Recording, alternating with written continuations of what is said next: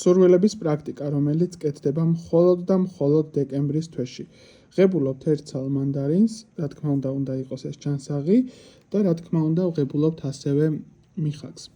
ჩვენ კონკრეტულად ჩამოვწერთ თაბახის ფურცელზე იმ სურვილებს, რაც გვინდა რომ ჩვენ ცხოვრებაში იყოს, მაგალითად გინდათ 2026 წელში რომ შეიძინოთ მანქანა, ხო?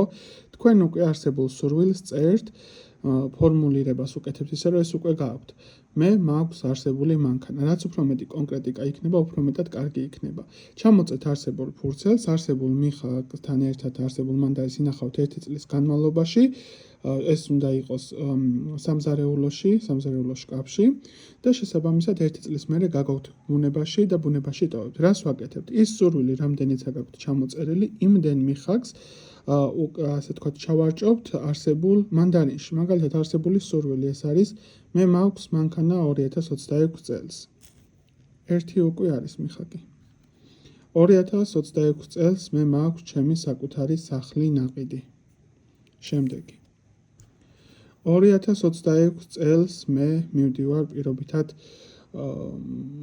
სამოგზაუროდ საფრანგეთში, ხო? მე სამოგზაუროდ წავედი საფრანგეთში. რამდენი სურვილიცა გაქვთ, იმდენი კონკრეტული მიხაკი უნდა ჩაურჭვათ არსებულ მანდარინში, ინახავთ 1 წელი დეკემბრის თვემდე, რომელ რიცხვშიც გააკეთებთ დეკემბრის თვეში, მომდევნო წლის დეკემბრის თვეში არსებული, ასე თქვათ, რომელიც არის მანდარინ თავისი მიხაკებით, უნდა გაიტანოთ ბუნებაში, უნდა დატოვოთ.